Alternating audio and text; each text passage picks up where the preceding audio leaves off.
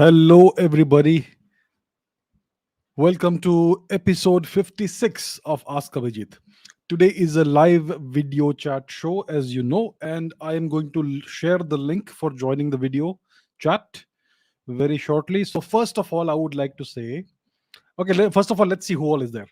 I can see Abhishek, Neeta, Harshit, Sushant, Vivek, Sushrut, Sampriti, Satyam, Noob Rohit, Shivam Saraf, Blitzpark, Rahul Pal, Abhishek, Aditya, Prakash, Kalyan, Gujjar, Niranjan, Chandrabhan, Mahesh, Hidden Skills, Tanmay, Krishnali, Jaydikshit, Rohan Kumar, Harshraj, Chiching Dimgal, Shiv Patel, uh, Kingster Gaming, Rahul, and then lots of other people.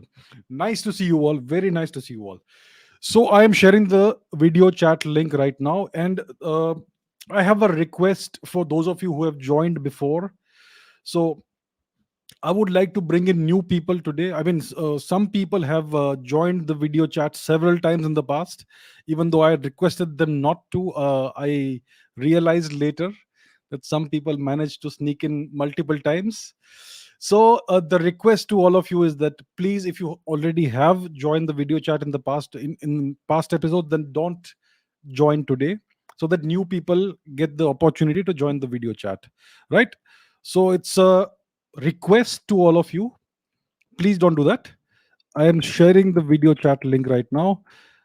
Here it is. One second, let me pin it so that you can all see it. Hopefully you should be able to see the video chat link now, so you can start joining it. And the second rule is that, uh, like I've said before, one question per person, that's it. I want everybody to get the opportunity to ask questions. If people ask multiple questions, then it's going to be, I want to treat everybody equally. So please just ensure that you ask only one question per person. Do not request me to take multiple questions, and so on and so forth. Right. So shall we begin the Q&A session? I can see lots of people have joined. That is wonderful. So let us begin with. Okay, hang on. Let me first put on my headphones. Today I have headphones. All right, let's go. So, whom do I ask? Let's bring in Shibi. Hello, Shibi. How are you doing? Hello, sir. Yeah, sir, I'm fine, fine. I'm Shibi. I'm from Tamil Nadu, Chennai, and I'll go with my question first. Okay, sir. I've once you explained your ideas on Gandhi and how he's a British stooge. So here goes my question.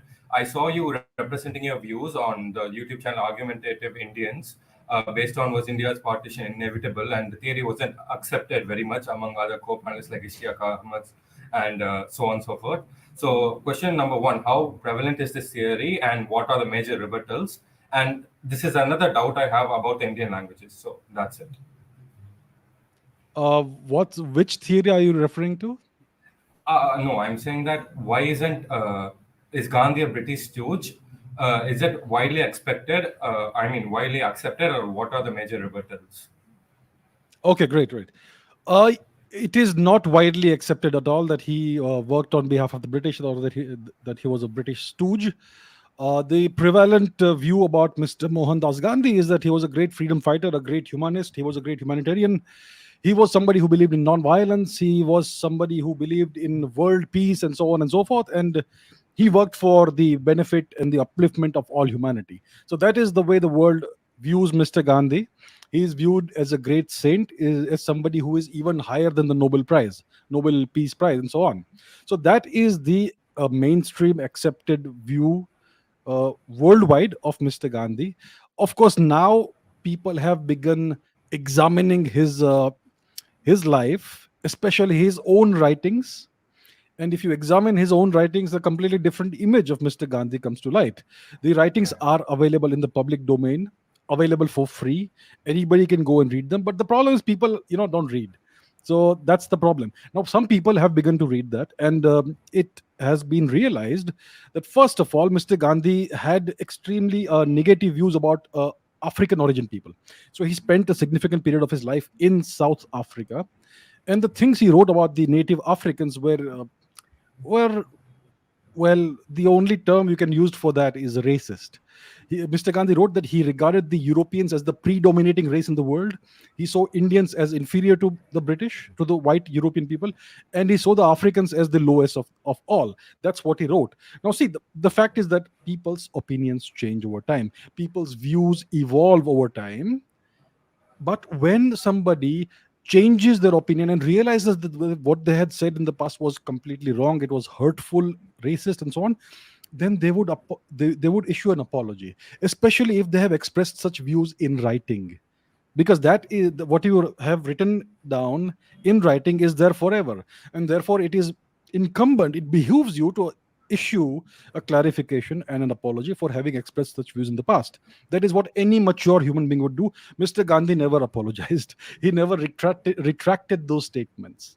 That is something that people don't realize. People say, yeah, people change, people evolve. Maybe he believed that when he was younger, later he may have changed his opinion, but he never expressed a change in opinion, even though he wrote those things in the past. That's number one. And yeah, so if you examine his writings and all, he has clearly said that he has dedicated his life to the service of the British crowd. If you look at his actions, not his words, then you see that all his actions were beneficial to the British Yeah. and eventually to the partition, and so on and so forth, right? So if you examine actions and even his writings, then a totally different view of Mr. Gandhi emerges. Now, obviously, people, Yes. especially mainstream historians, established historians, are extremely unwilling to accept such a revised view of Mr. Gandhi, because they have been expressing a certain viewpoint, and people are pretty entrenched in their opinions and in their thoughts and in their stand. So, so I was on that channel. What's it called? Argumentative Indians or something, and the entire panel was against Yeah. me, especially the Pakistanis and all. Yeah. It is Yeah. I very heard. strange that even the Yeah. Pakistanis are pretty. They have a very good opinion of Mr. Gandhi, which tells you a lot about Mr. Gandhi, Yeah. right? Even So that's the Masood thing. Raza. Yeah. Yeah. Sir, the next part. I mean, No, only one I know question per there's a person. second. Oh, okay. Fine. One Thank you, question per sir. person. I'm Thank very you. sorry. I would like to treat everybody equally. Okay, I Okay. apologize, Yes, sir. but Yes, I sir. have to allow only one question per person. All right. Okay, sir. Thank you.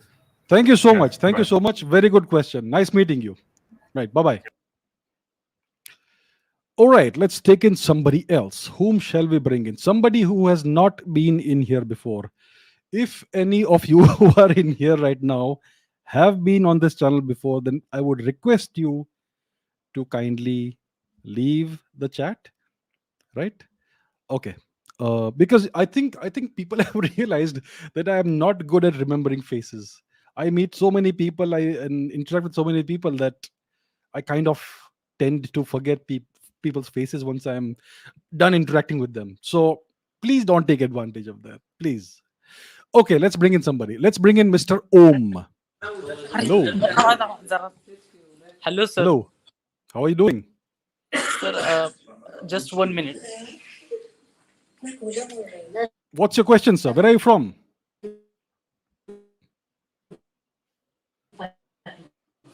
I think there's some sort of a lag, unfortunately. Sir. I'm gonna wait for a second. Hello. Hello. Yes, sir. Where are you from? What's your question? Yeah, I am from Maharashtra. I am unable to hear you. I'm very sorry. I'm very sorry. It's you're not audible, unfortunately. I'm Just gonna 1 have minute. to. Just 1 minute, sir. Please make it fast because everybody's waiting. I mean, we have to respect the audience's time. I'm extremely sorry. Just 1 minute. Okay, you can come in later, perhaps. Okay, let's bring in somebody else. Let's bring in Mr. Vinamra. Good evening, sir. Where are you from? Hello, sir. Hello, sir. Hello. Am I audible to you? Yes, you are. Hi, sir. So I'm from Jabalpur, Madhya Pradesh. All right. Nice to meet you. Yeah. Likewise, sir. Sir, I'll just speak in Hindi. Okay. Ji If बोलिए बोलिए that's Hindi good with you. बोलिए Yeah. Sure. certainly certainly sir actually मैं आपको बहुत समय से follow कर रहा हूँ आपके चंगेज खान वीडियो के टाइम से I was very जी glad to see you that you started this channel. So मेरा क्वेश्चन सर सिंपल ये है कि आपने एक बार बताया था कि आप हिंदुस्तानी क्लासिकल म्यूजिक वगैरह से बहुत मतलब आप है उससे उस बैकग्राउंड से। सर मुझे बस उसके ओरिजिन के बारे में जानना था, क्योंकि मैं भी सीखता हूँ सर। मैं भी सीखता हूँ तो सर अपना सर कि कैसे आया है इंडिया में, और what's his origins. And sir मेरे को ऐसा लगता है कि ये वेस्टर्न और अपना जो हिंदुस्तानी क्लासिकल और जो क्लासिकल म्यूजिक है, it's much better and more elaborative than the western music. So I just want your opinion in that. Yeah, very good question. Hindustani classical music, Indian classical music. See, मेरा Yeah. background especially actually classical music का नहीं है. It's been a hobby of mine for the past 20 Yeah, or yeah. so years. I have been interested in music. It's something I used to play the guitar and all in the past. No Yeah. longer I no longer have the time and all. But I used to play Indian ragas and all that on the guitar. Yeah. So I have some kind of a theoretical and conceptual understanding of what Hindustani classical music is. तो हिंदुस्तानी classical music का origin क्या है? That's the question, right? Where did it Yeah. originate from? Where did it come from? So unfortunately, nobody has done this historical research. It is the largest corpus of musical scales and more than that in the entire world. It's an extremely complex and vast system, musical system. I mean, to develop something as vast as that, it would Yeah. take, I think, millennia, thousands of years. For Correct. instance, you have certain ragas which are known to have changed over the centuries. A raga is essentially a scale of notes. In case you don't know, we have 7 notes in music: sa re ga ma pa Yeah. dha ni sa, C, D, E, F, G, A, B, C, and so on. And you Yeah. have notes in between that: C minor, G sharp, and so on. Yeah. So, out of all these notes, you can create rules and patterns, and those are called scales. So, that is what Western music is all about. It's all about scales. So, in the ragas, also you have scales, but in ragas, in ascending and descending, you can have different scales. And then you have a sonant note, a consonant note, you have drone notes, and all. So, that imposes a great deal of restriction, and a great deal of discipline, but gives you complete total freedom within that. And it allows musicians to create moods. Each raga has a certain mood. Each raga expresses a certain time or a season of the year, a time of the Yeah. day. There are morning ragas, evening ragas, dusk, dawn, night, afternoon, and so on. There are monsoon ragas and all. And if you listen to this, it actually evokes the feeling of that Yeah. season or that time of the day. Every raga has a certain personality, a certain mood, and so on. It's an extremely complex and profound system of music that the West has never been able to ever achieve that kind of profundity and that level of sophistication, right? Yeah. So it's clear that this system is extraordinarily old. It must have been there for thousands of years. Unfortunately, we have all these history departments in India. What research do they do? Has any historian in this country taken up the study and the research of Indian classical music, which is a fascinating field? It is Correct. the most advanced and sophisticated system of music in the entire world. It is orders of magnitudes higher than Western classical music. And unfortunately, nobody has done that. So, all I can say is that it is clearly several thousand years old. It must have begun with the dawn of Indian civilization, which is at least 10,000 years old. And over time, it must have evolved. It is a system that is. It is a continuous system, an unbroken system. Musicians, generation after generation, have added to what their predecessors have done. So it's a fascinating system. Unfortunately, it's dying out today. I mean, everybody is going to the Bollywood style music, Western music, and Yeah. all. And the instruments are becoming obsolete. The musicians no longer have the incentive to spend their entire life learning this when you can make quick money and have a better life. Doing Bollywood music and so on. It's Yeah. it's uh, it's it's very sad this is happening. I wish the government would do something to preserve Indian classical music and actually even take it further, because with modern technology, with modern instrumentation and all, you can actually take it to the next level. But Yeah. unfortunately, it's not being done. So all I can say, unfortunately, is that I don't know when it started. It's clearly many thousand years old. It's the oldest system of music in the world, because even the Western music follows the Yeah. same set of 7 notes and Correct. all that. The Chinese system of music is a pentatonic system. It has only 5 Yeah. notes.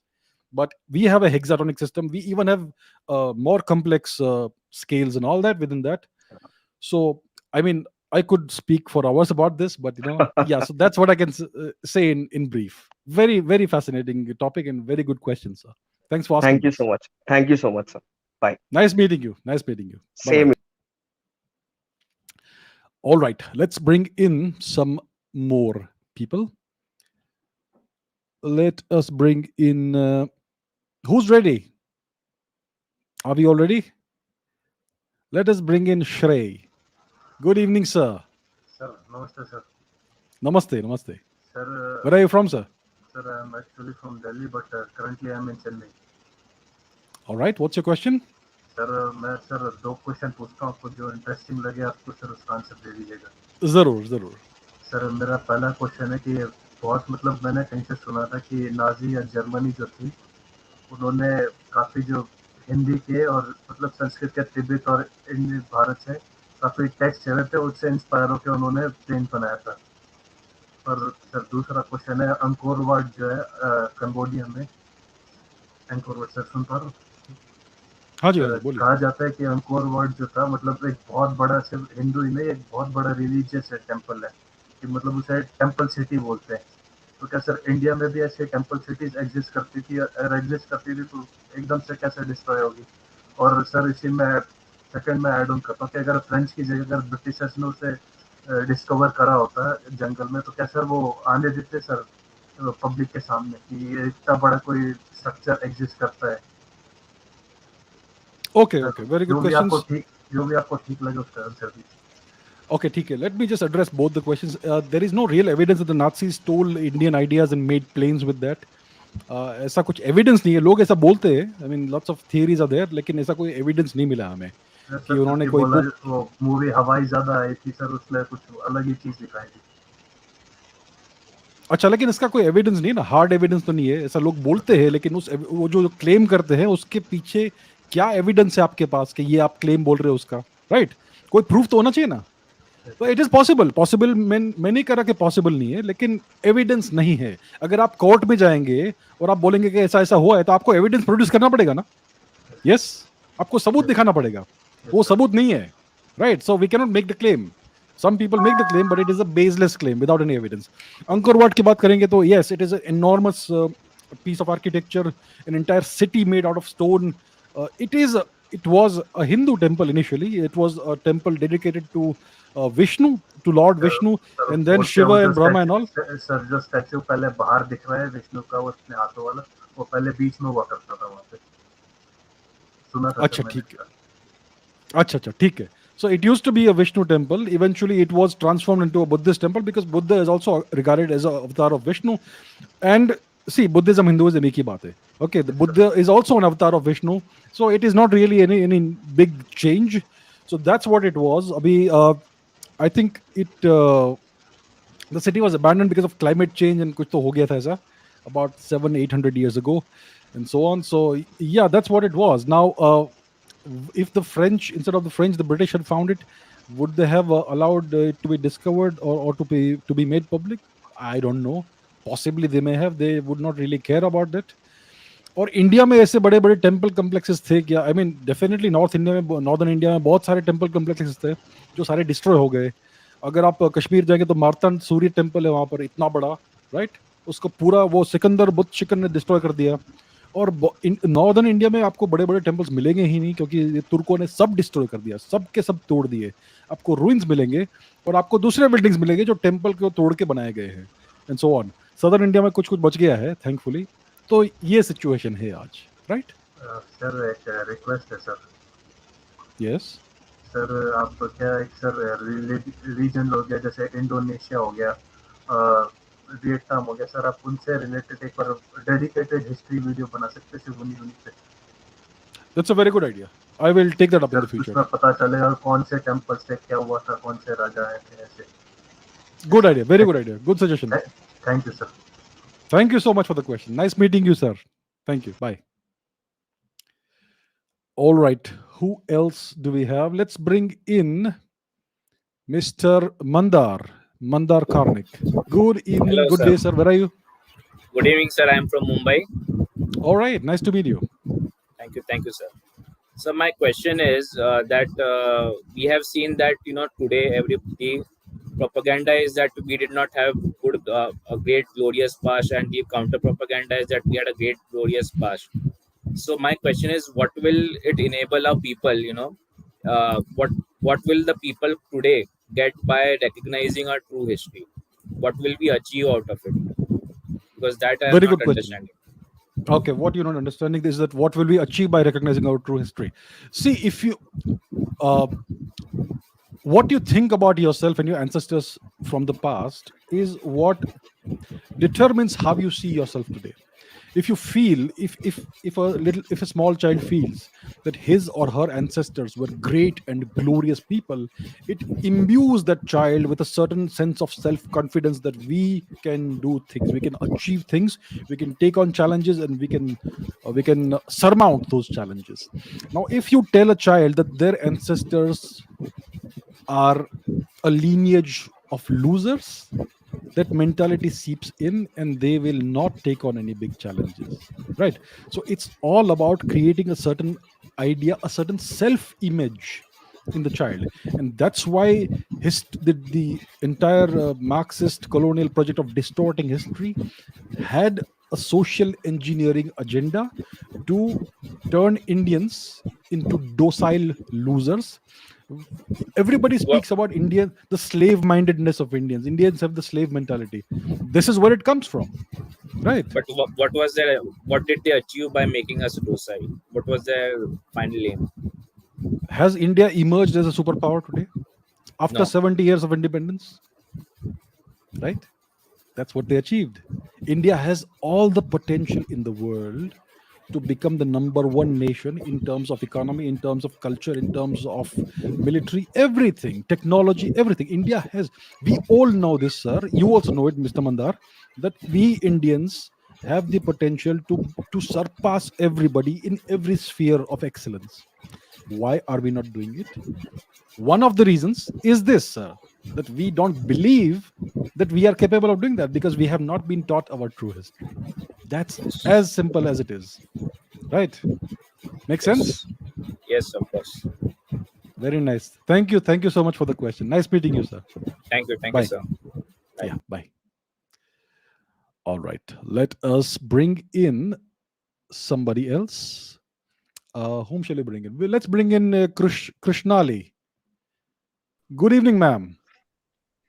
Good evening, sir. How are you doing? Where are I you can't from? believe now. I'm from Mumbai, sir. Nice to meet you. What's your question, ma'am? Sir, many times we feel that this movement is repeating, and means many times we feel that this movement is repeating again and again. It really repeat, or it is our mindset. Okay, which movement are you referring to? Yeah, means last few days I means now I'm not getting remember that time I means written the question in book, so I thought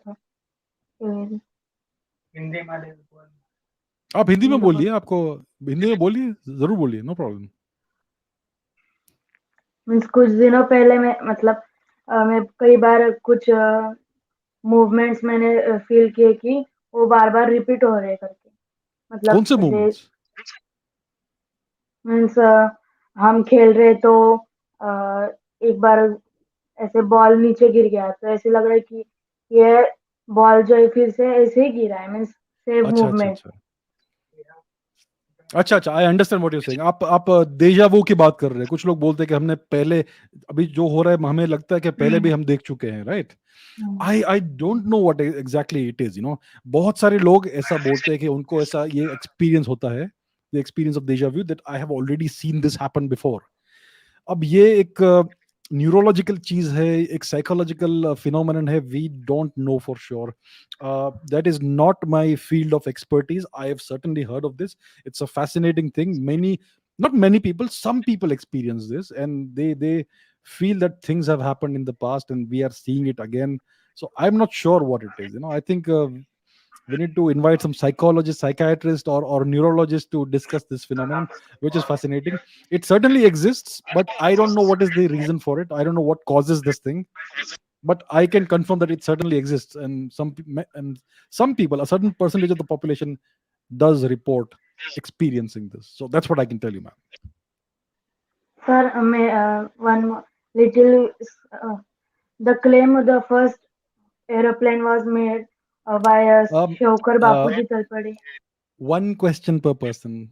Please follow the rules. Thank you so much. We have to treat everybody the same, right? All right. Yes, yes.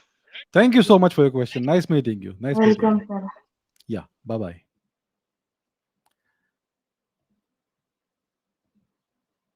Okay. Let's bring in somebody else. Who has been waiting for a while? Has someone been waiting for a while? Let's bring in Mr. Ayush. Hello. Hi. Namaste, sir. Namaste. Namaste. Have you been on this show before? No, sir. No, sir. You have not? First time. No, sir. First time. No. Okay. Yes. Okay. Very nice. Very nice. Okay. Well, where are you from? Sir, I'm from Chhattisgarh, India. Very nice. Very nice. So, what's your question, sir? Sir, my question is, sir, does India have more dinosaur fossils than China or any other Asian country? But still, did not been discovered. Yes. That's a fascinating question. Paleontology.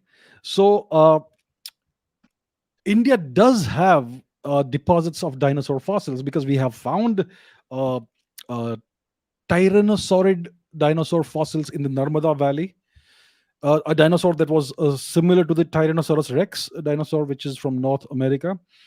And we have discovered dinosaur eggs also in various parts of India. So certainly we do have fossils of dinosaurs in India. The thing is that in China, they have turned this into an industry because they want to use it for the purpose of tourism and to show their expertise in this field.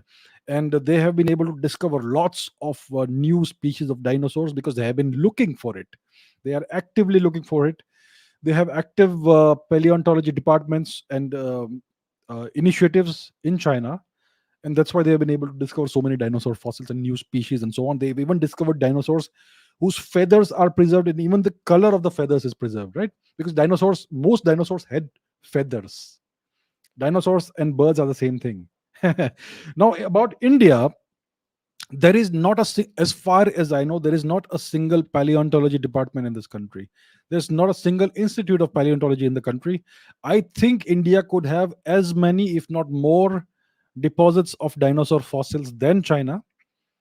I mean, people stumble upon these remains from time to time, and they are just neglected. Like everything else in India, the government neglects everything.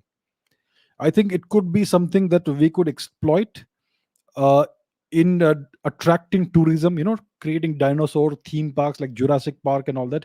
I'm not saying we should recreate living dinosaurs, but we could create these dinosaur theme parks and all that to attract tourists, and it could add something to our tourism arsenal and all. And it could also throw light upon this science of understanding our past, the past of our planet, because the dinosaur era was a very significant era. And maybe there were some species of dinosaurs that were only endemic to India when India was part of the African landmass and so on. So it is something that should be taken up. I really wonder why India doesn't take up any of these initiatives when this is just low hanging fruit. We have everything here. We have the dinosaur fossils and all that. So unfortunately, as of today, we have done nothing. We don't know how many species of dinosaurs were there in India. Clearly, there were many. Very good question. Can you hear me? Yes, sir. Yes, sir. Yes. All right. Nice question. Thank you so Thank much. you, sir. Nice meeting you. Yeah. Yes, sir. Thanks, sir. Thank you. Thank you. Bye bye. All right. Let us bring in. Whom shall I bring in? Let's bring in Mr. Ronesh Kumar. Hello, sir. I cannot hear you, sir. Can you hear me now? I can hear you now. Yes. Okay sir, सबसे पहले तो ये कहना चाहूँगा कि जीवन धन्य हो गया आप जैसे ज्ञानी से रूबरू होके uh,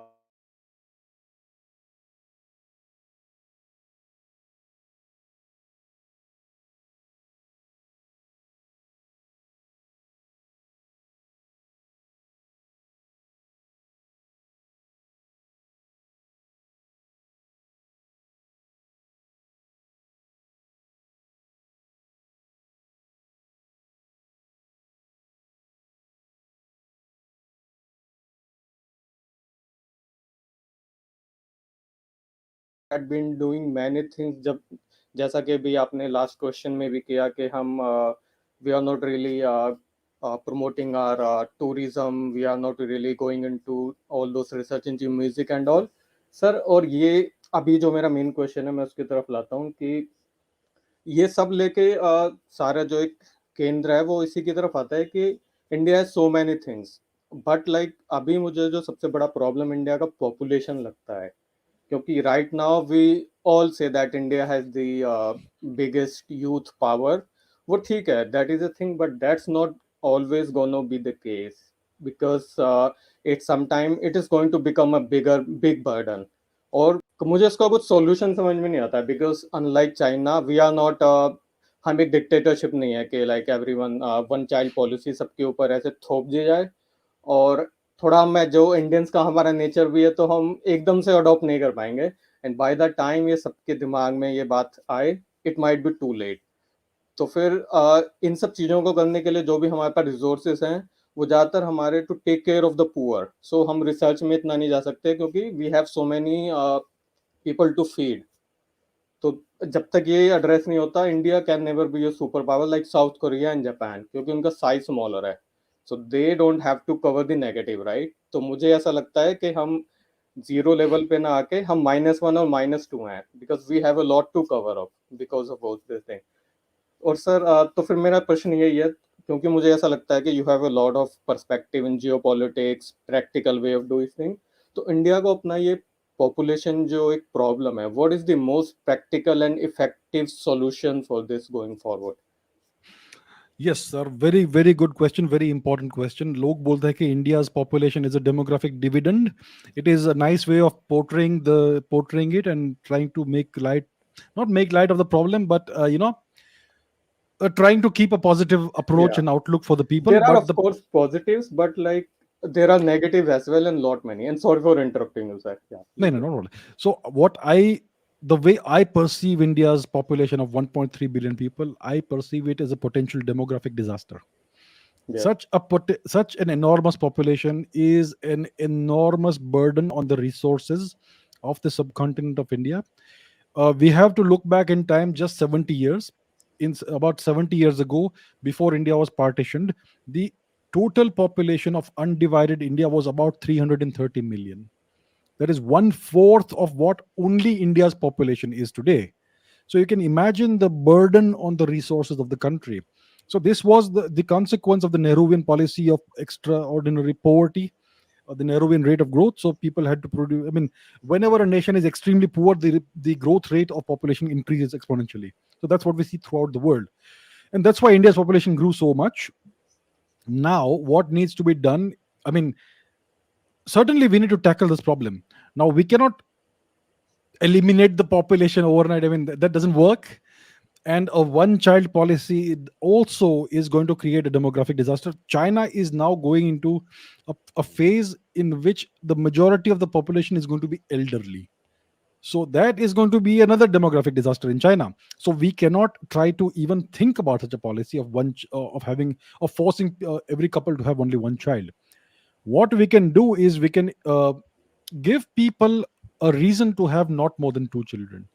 I mean, if a couple has two children or less, then give them certain incentives or something, some government SOPs or whatever. I mean, the government needs to come up with creative ideas to make it to make people want to have not more than two kids. I think if we have a two-child policy, then I think at least the population will be stabilized and it will not grow.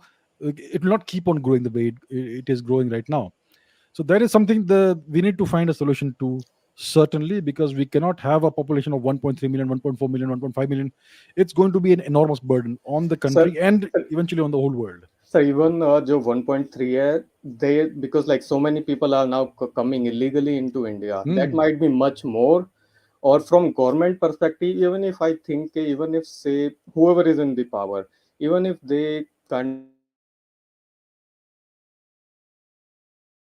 people will not take it positively and they might not come into the power maybe for 10-15 years, so even they will not push it because everyone wants to be in the power, right?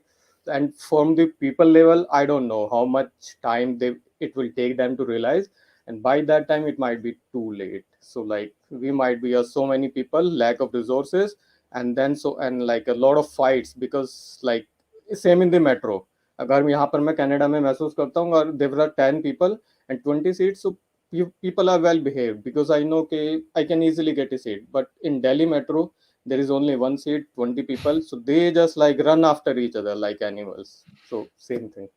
Yes, yes, it's a very big problem. I mean, it causes unnecessary scarcity of resources. There is always this rush for resources. This competition. So everybody, instead of cooperating, is competing against each other and so on.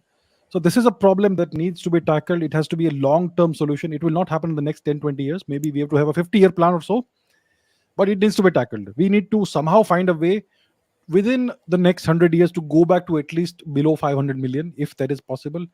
So if you take a long-term approach, then you may be able to plan better. And like you said, we have all these illegal immigrants and all, which is a big problem. So yeah, this is a big problem for India. We need to find a और sir solution. जब तक इसको हम tackle ना करें, we cannot think of becoming super power because we will be depleted internally. बाहर का तो ठीक है, but अगर अंदर का सिस्टम ही सही नहीं है, so we will be a fake super power. Yeah, I agree. Okay, Good sir, observation, thank you so much. Thank you so much for having me. And one thing I wanted to tell the viewers, because that's what I observed last time. तो Abhijit sir को थोड़ा हो सकता है मैंने भी ये किया हो, अभिजीत सर को बोलने का मौका दीजिए, because last time one viewer, so he was interrupting you over and over. तो अगर आप उनसे प्रश्न पूछ रहे हैं तो उनको मौका दीजिए, बार बार आप इंटरप्ट करते हैं तो वो he will not be able to tell you. Okay. तो बस यही कहना था सर, आपको lots of wishes and hope to see you again. Thank you. Thank you so much. Nice meeting you, sir. Thank you. Thank Bye-bye. you. Bye. All right, let us bring in somebody else. Let's bring in somebody else. I would like somebody who has not been here before. Let's bring in Mr. Piyush. Good evening, sir. Good evening, sir. So How are you honor to doing? Where are meet you you, sir. from? So I am from Nice to meet Uttar you. Pradesh, Gorakhpur. Acha, very nice. So, what's your question, sir? Sir, I have a question related to, it is related to a previous question, but a little bit change. So do you think conversion based on love could be used as a tool to change the demographics?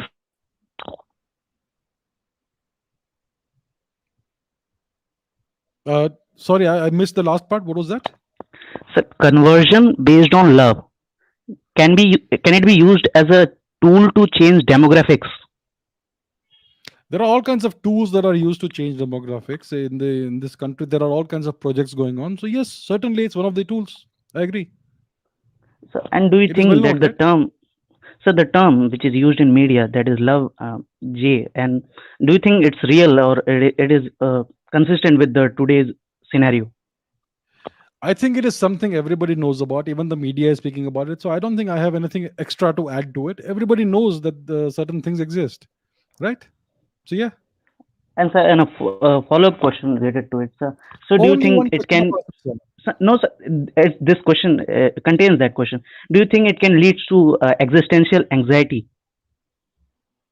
I don't know what existential anxiety is. Sir. What is that? Could you define If, that? sir, if we see the demographic change around us and we see that the culture is more foreign than it is inherent to the India, then do you think that it can lead to anxiety related to, and eventually it can lead to civil war?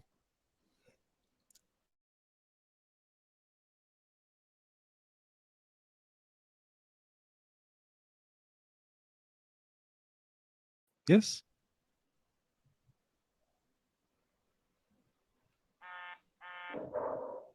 Right? Can you hear me? Yes, sir. All right. Sir. Yes. Yes, sir. Do you got my question, sir? The link was interrupted, sir. I am not able to hear you, sir.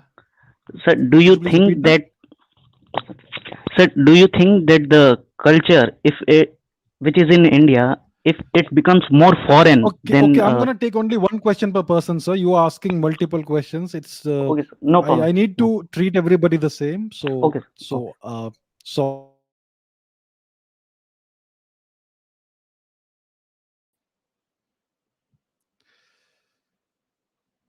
all right. Let's bring in somebody else. What happened here?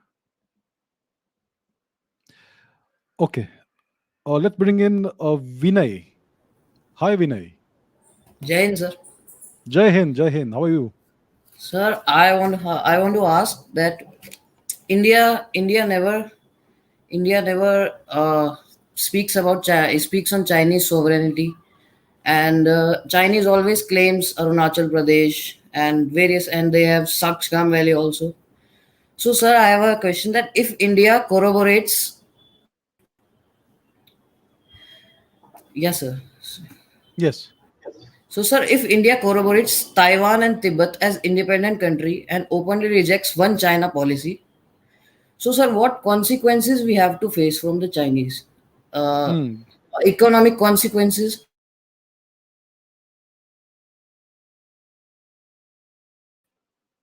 Well, Yes, sir. sorry. I think there's a problem from my side. Yes. Please continue your question. Yes, sir. So, I'm asking that if India accepts Taiwan and Tibet as independent countries and rejects one China policy, so what economic consequences or any other trade consequences we have to face from the Chinese? And are these consequences normal? We are making too much of it, or it will affect Indian economy by a very high margin? Right. That's a very good question. So, what are the consequences we can face if we were to reject the one China policy, recognize Taiwan as a country, and declare that Tibet is not a part of China?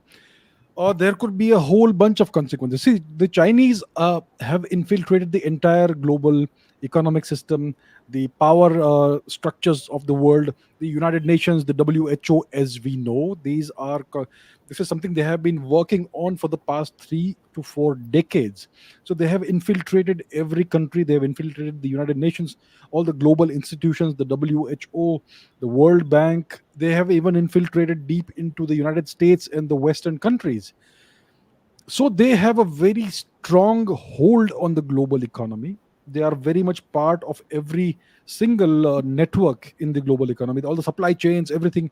They are so much into, they have a stranglehold on the manufacturing, worldwide manufacturing process and all that.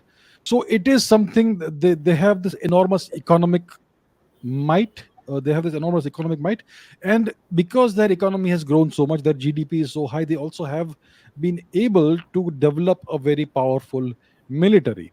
So if India were to were able to, if India were to reject the one China policy and so on, then they could bring to bear a whole lot of consequences on India. There could be problems at the UN level.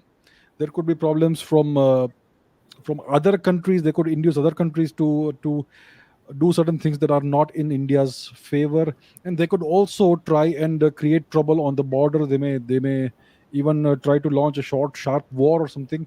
So they have an entire toolkit at their disposal.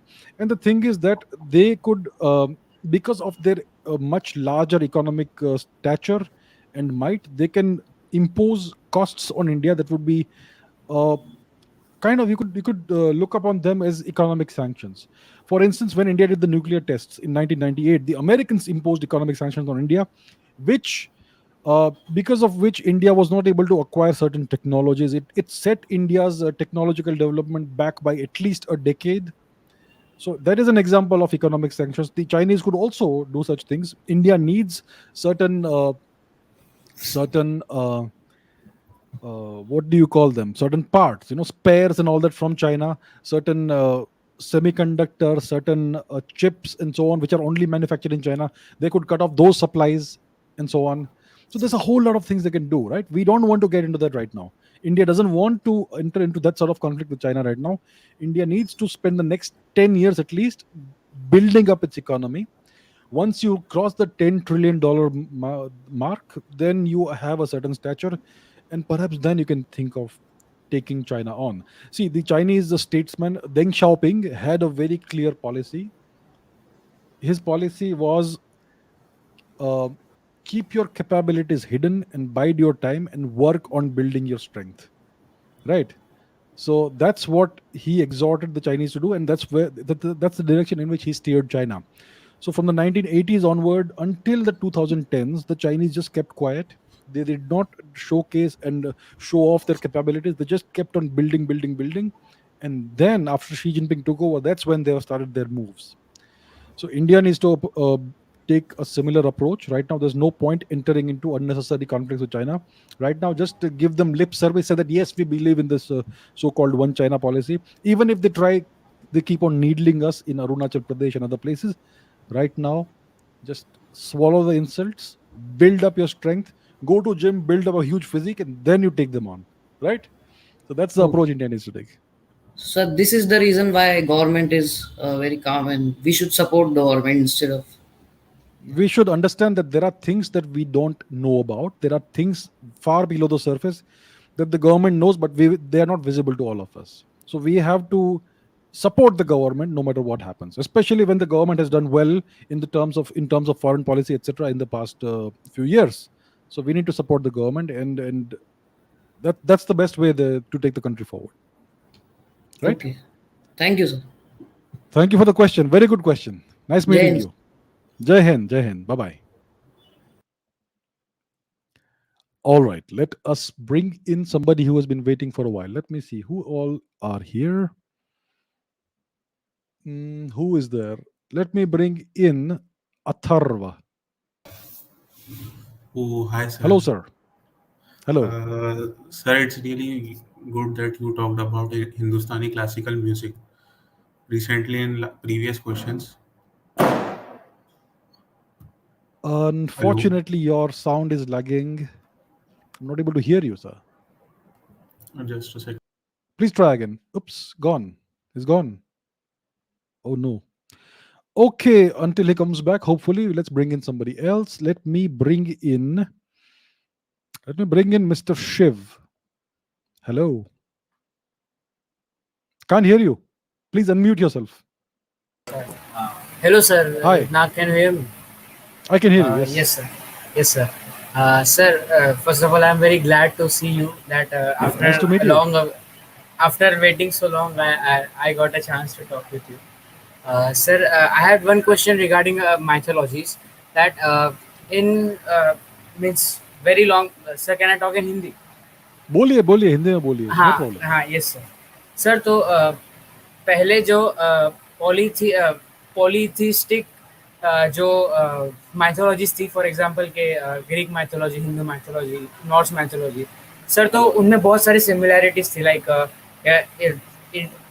Hindu mythology में इंद्रा थे जो God of thunder थे, फिर Greek mythology में Zeus थे, Norse में Thor थे. Sir तो ये सब सिमिलैरिटीज हमें देखने मिलती है पॉलीथिस्टिक में. सर बट फिर जैसे धीरे धीरे वर्ल्ड मोनोइथिस्टिक की तरफ चला गया, for example Islam and Christianity, sir so मतलब वो इतना बड़ा लीप कैसे आया, मतलब इतना बड़ा डिफरेंस कैसे आया, मतलब जो लोग पहले मतलब इतने सारे भगवान को मानते थे और इतनी सारी सिमिलैरिटीज थी, सर फिर उनके माइंड इतने अलग अलग क्यों हो गए. फॉर एग्जांपल जैसे इस्लाम में भी इंटरनली इतने सारे वो डिफरेंसेस आ गए, फिर क्रिश्चियनिटी में भी सेम होता है. सर तो इतने मतलब जो इतने सारे सब घुल मिल के रहने वाली जो माइथोलॉजीज थी, सर वो सब इतने सर डिफरेंशिएट कैसे हो गए, मतलब सब अलग अलग कैसे हो गए, सब एक दूसरे में झगड़ने कैसे लग गए. सर बस यही जानना. Yes sir, very good question. Let me take that up. तो जैसे आपने कहा कि ये सारे जो सिस्टम्स थे, Indian pantheon of gods, Indra थे एंड ऑल ऑन दैट, और ग्रीक पैंथियन और रोमन पैंथियन और नॉर्डिक पैंथियन और even the Slavic pantheon of god, सब एक ही है एक्चुअली. उन सब का ओरिजिन एक है, and the oldest civilization is India. And अगर हम जेनेटिक्स देखें और वो सब देखें तो हमें समझ में आता है कैसे ये सब डिस्पर्स हुआ with the genetics and the culture also spread across the world, right. तो I am gonna mute you because थोड़ा आवाज आ रहा है. Okay, I am gonna mute you. Okay, thank you so much. Thank you. Right. So ये बात है. So the culture essentially was the same. पूरा अगर आप यूरेशिया देखिए, from India to all the way to the west to the Irish to the British Islands, you had the same culture essentially. You had lots of beautiful local manifestations of the same culture. तो ये Roman culture है, Greek culture है, Slavic culture है, Celtic culture है, Nordic culture है, सब एक ही था.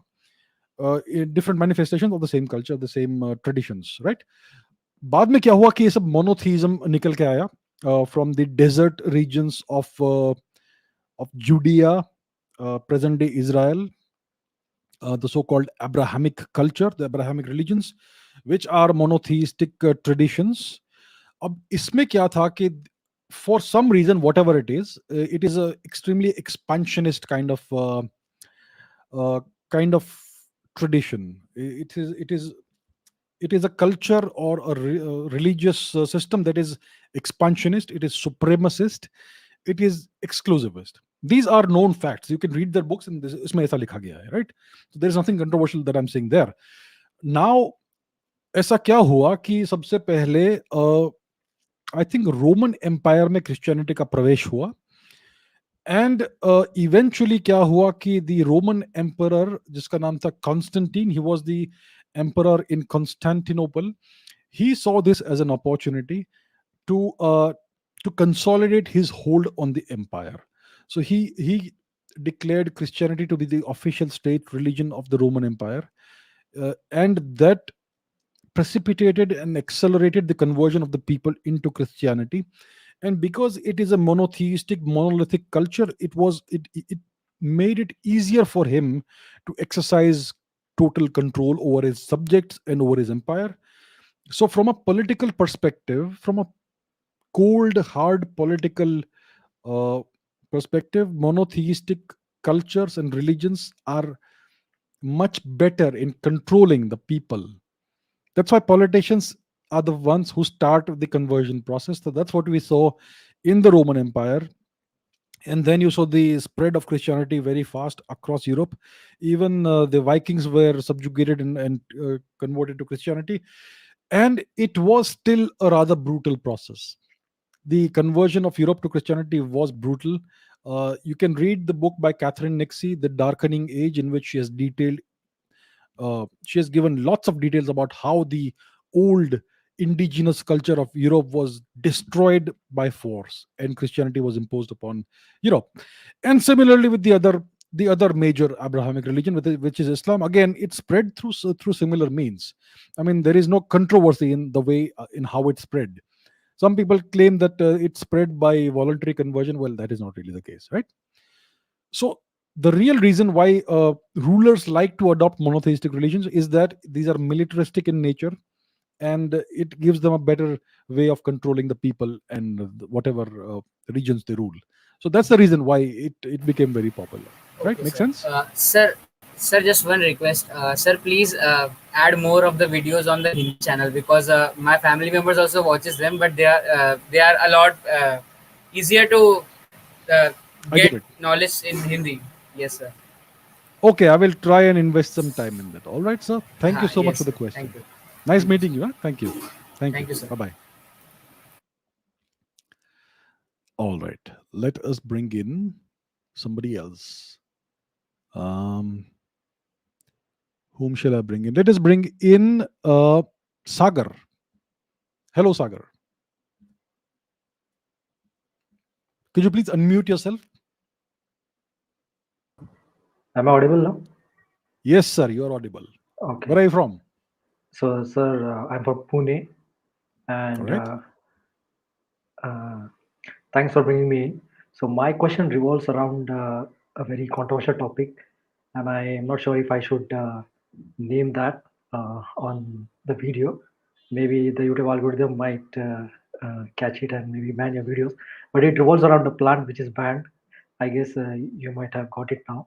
And the plant is banned like since 1985, I guess. So like, what was the reason for that? And like, I have few examples from my friend circles, and elsewhere I can get this news. Like, that plant has helped many people, and there are some benefits, but when people go and talk about those benefits, the person who is listening, it's like no, that's really a weird thing, and they don't believe it. So like, what's your take on that plant, and why was it banned in India, and why all of a sudden? Okay, good question. I don't see any controversy in that. You're referring to the cannabis plant, marijuana, ganja, whatever you want to call it, right? That's what you're Yeah. referring to. No controversy there. I think you're right. I think it was banned sometime in 1985 or something like that. I don't know why it was banned. It is a natural substance. It is a plant that has been used for thousands of years in India. And it is not some synthetic drug that is addictive or something. I'm sure if you smoke something, there's going to be some effect, but it's not like smoking some hard drug or something. And it's been something that has been part of India's traditions, mystical traditions, and so on. I know that certain sadhus, they like to consume that or smoke that or whatever. And in recent times, research has demonstrated that the active compound in this plant seems to have very beneficial effects.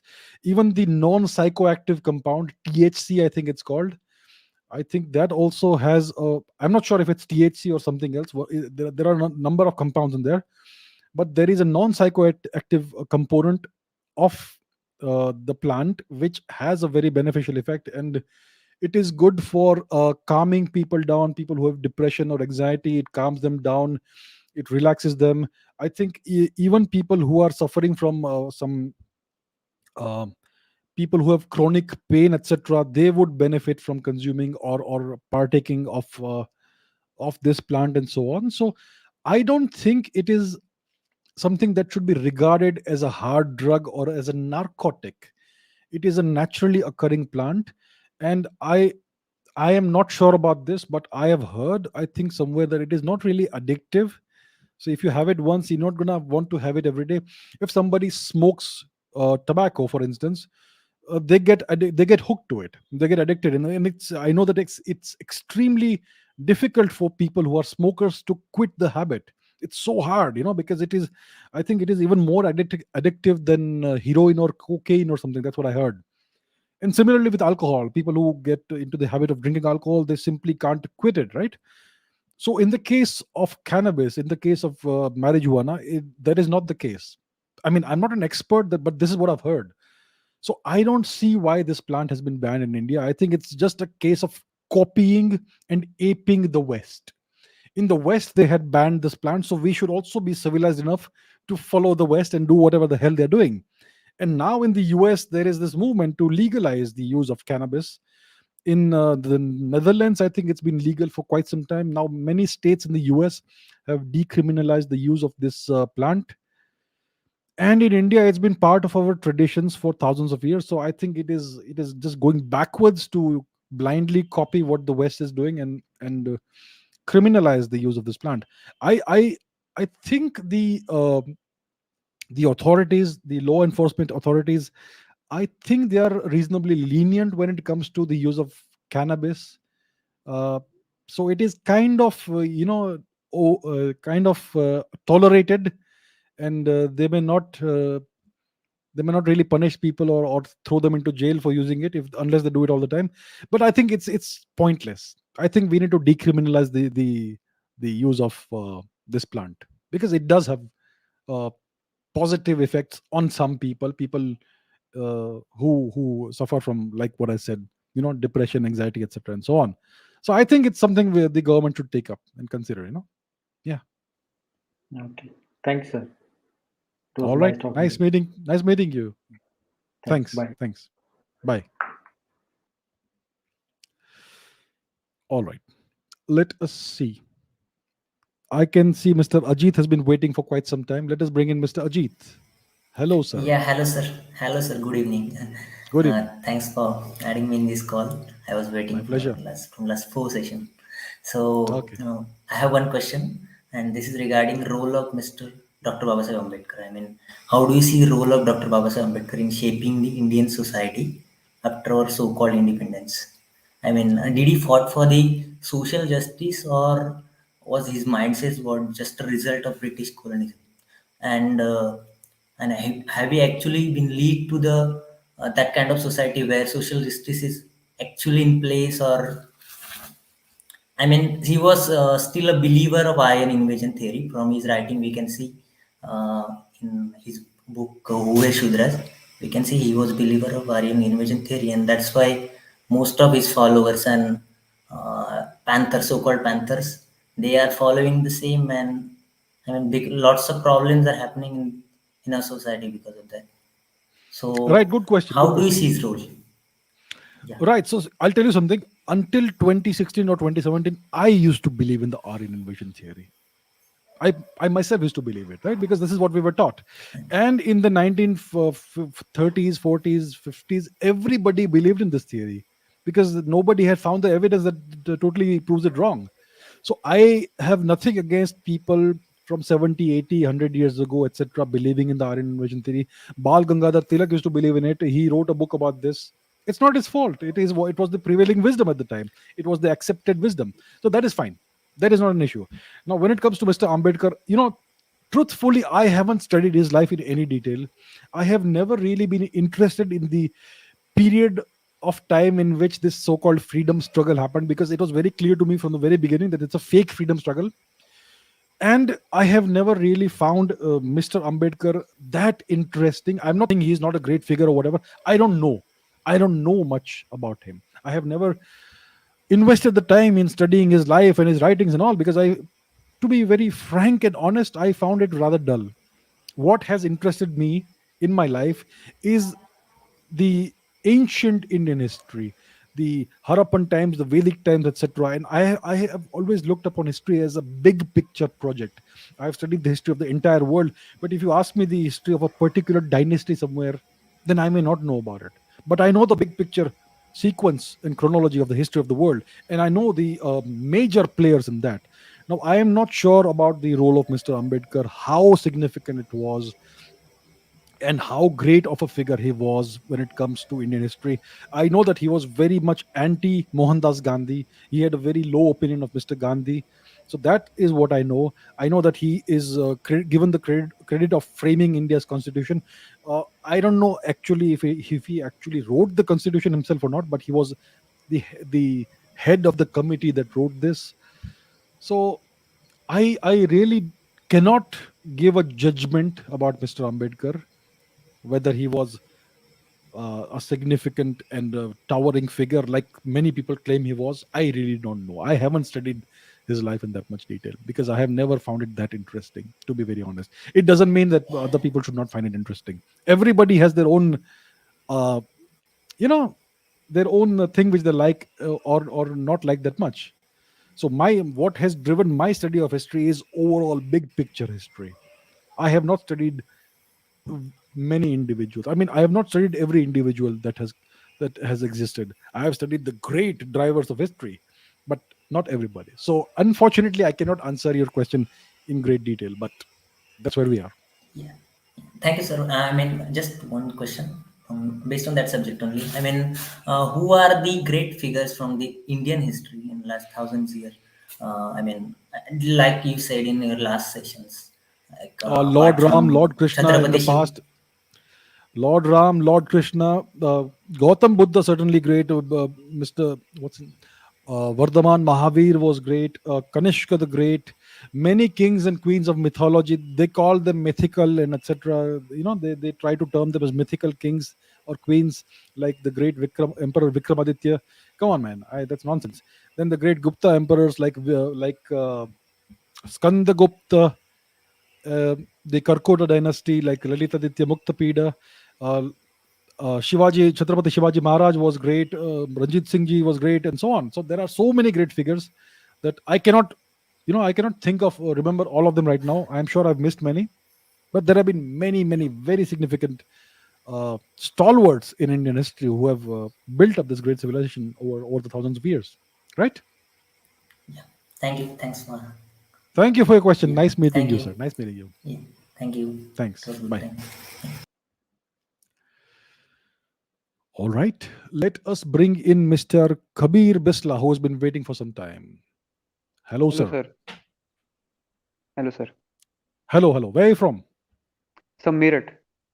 Meerut. All right, sir. What's your question? Sir, my question is, as the Turkic invaders or so-called Mughals invaded India, they brought Islam with them. And the Islam destroyed our culture in our ancestral areas like Punjab and Sindh in Pakistan. So how can we restore our culture in these areas? What we can do, see, what you are stating is correct. As you know, today there is no Indian culture in these regions. There is a fact. There is no controversy in that, right? What can we do? We need to revive our culture in our own territory right now. Even today, in 2021, India's culture is waning. It is declining. I mean, people are deracinated. They have forgotten their roots, right? Our religions, our festivals are being banned countrywide.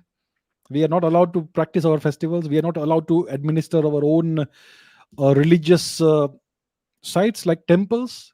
The wealth that is donated to temples by devotees is stolen by the government and used for God knows what means, what purposes, and so on. So first of all, we need to protect and revive our culture, our traditions in our own land that we currently administer. That is the first stage. And when it comes to Sindh and Punjab of Pakistan and Gandhar and all that, that has to be a long-term project. Maybe the next 100 years, the next 200 years. We don't see. We are a very ancient civilization, more than 10,000 years old. Our plans don't end with one lifetime. Our plans have to span centuries. We are simply one link in a long chain, and we have to ensure that the chain continues. It is not broken. So right now we are in this situation. Is it possible to revive our culture and civilization? Certainly it is possible. As long as we all get together and work in the same common direction, and as long as we are united, we will succeed. So to Sir, but answer your the question, we policies need to in first the do it in India. yes, sir. So the Indian government, their policies are very anti-Hindu. Yes, So absolutely. how it The is policies. possible to survive it? Yeah, so today, if you look at India, India is the world's most Hindu-phobic country. Hindus have more equal rights in the West than in India. In India, Hindus are second-class citizens. India is a Hindu-phobic apartheid state by its constitution, by its laws, by its policies, by its governance, by its institutions. Everything is Hindu-phobic.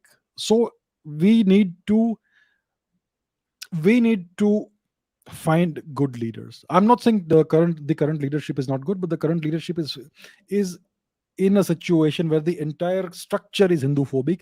So they have to take one small step at a time. I think that's the reason why things are slow. But we need to ensure that we develop great leaders among our youth, among people like you, because you guys are going to be the future leaders of India. Yes, sir. So that's what India needs to do. We need to understand what leadership is. What is leadership today? Nobody understands. Like, kya cheez hai leadership? Nobody knows. Leadership is not having a big voice. Leadership is not being tall. Leadership is something else. We have to understand what that is. And we also have to understand what is the national interest. Today, we are not taught these things in school, college, university. What is leadership? What is national interest? Once we start understanding these things, we will go in the right direction, right? So it's a long process, but it is certainly feasible, right? Yes, sir. Thank you, sir. Nice meeting you, sir. Thank you for the question. Thank you, sir. Bye. All right. Let me bring in. Whom shall I bring in? I shall bring in Mr. Sushrut. Hello, sir. Hello, sir. How are you doing? Sir, good. Yes, sir. What's your question? Sir, there are many similarities between the Greek culture and the Indian culture if we go long back. Sir, so is that possible that the Dwarka is actually the Atlantis described by the Plato? That's a very interesting theory that you just put forth. You know what? Yeah. So I think this guy Plato, he wrote about this city called Atlantis that sank into the ocean because of a powerful earthquake, and everything just disappeared under the sea. Now, the Europeans believed that it was in the ocean between Europe and the Americas, so they called it the Atlantic Ocean. But they have never discovered any such place where such an event happened. They've never discovered a city that has gone underwater. The only city that we know of that has undergone such an event a catastrophic earthquake and going under the sea is Dwarka. So that is absolutely true. So, and until very recently, historians used to say that this story of Dwarka from the Mahabharata times, that this earthquake happened and the city was swallowed by the ocean, it is just a myth, just a myth, just a myth. They used to keep saying that. Until in the 1980s, I think, our archaeologists discovered an entire city under the ocean right off the coast of modern day Dwarka. So clearly, this is something that actually happened. What is described in the Mahabharata, that Arjun was there and he saw this happen, it actually happened because we now have the evidence. So is this the Atlantis that Plato spoke about? Well, it is called Dwarka. We have never called it Atlantis, so we don't know about that. But it's the only place in the world where such an event has happened. So maybe Plato was referring to this place with a different name. It is possible, but we don't have the evidence to create a definitive connection between these two things. But yeah, it's a good hypothesis. Certainly, we can take it seriously and consider it, right? Okay, sir. Sir, can I request you for a video? Please tell me. Sir, actually, if we go and look at Ayurveda, it was the best source of medicines. So can you just tell in an video that about the origins of Ayurveda and how it progressed? That's a very interesting topic. I will certainly put that on my to-do list. Right? Okay. Okay. Thank you so much. Nice meeting Thank you, sir. Thank you, sir. Thank you. Thank you. Bye-bye.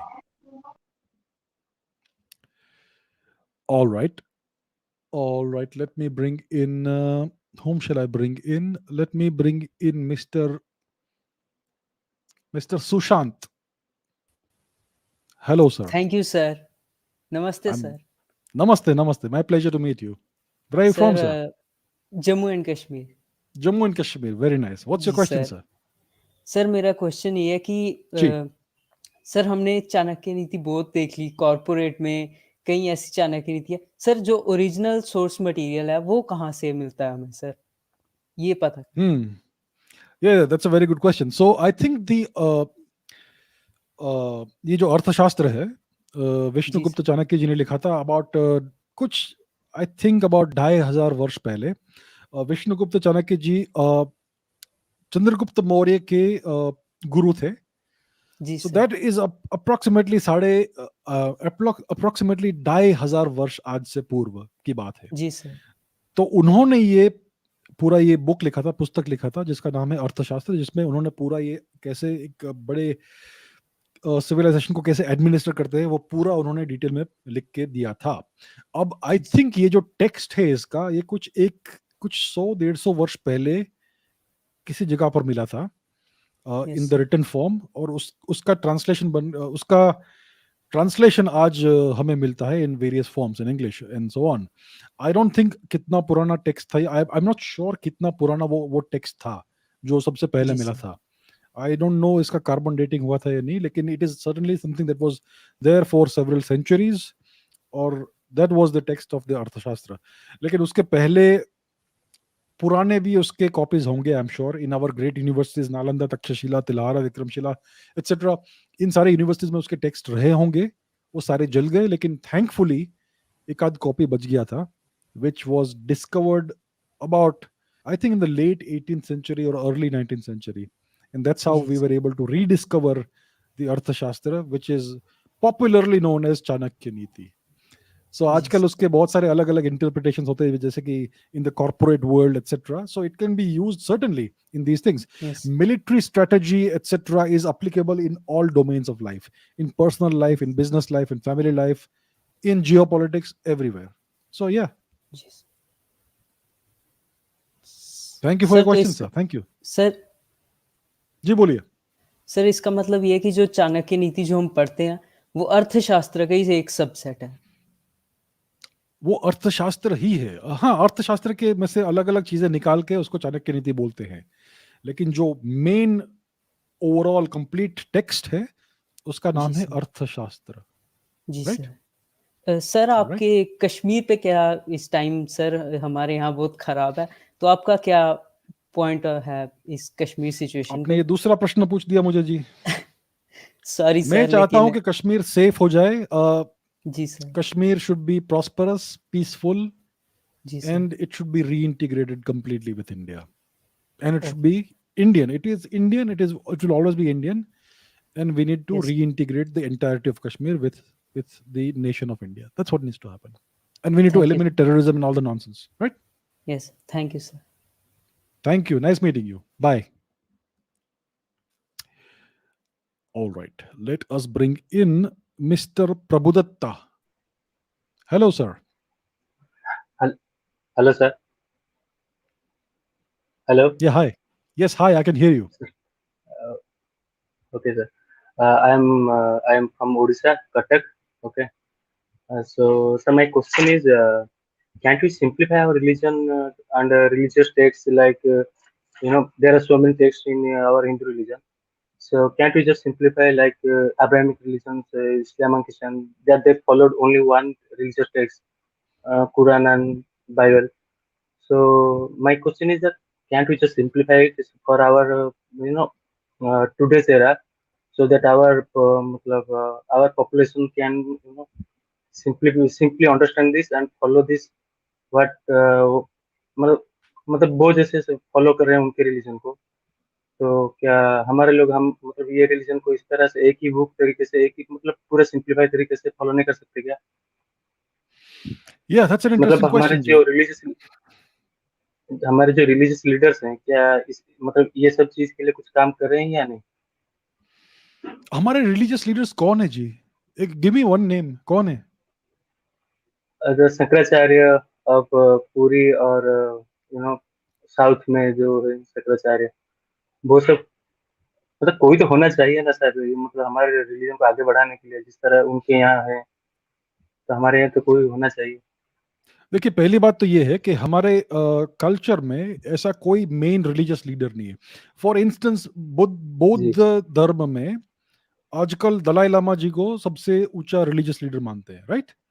तो उनकी बात सब मानते हैं, that he is the highest authority. आज हिंदू धर्म जो बोलते हैं, सनातन धर्म, उसमें ऐसा कुछ है ही नहीं, राइट? आई मीन हर कोई बोलेगा कि मेरा जो फेवरेट लीडर है, मेरा जो फेवरेट धर्म गुरु है, वो सबसे ऊंचा है। There is no unity in Hinduism. सबसे पहली बात तो ये है। और दूसरी बात, आप जो बोल रहे हैं कि सिंप्लीफाई कर सकते हैं हम क्या, so that everybody will understand it properly and everybody will get united.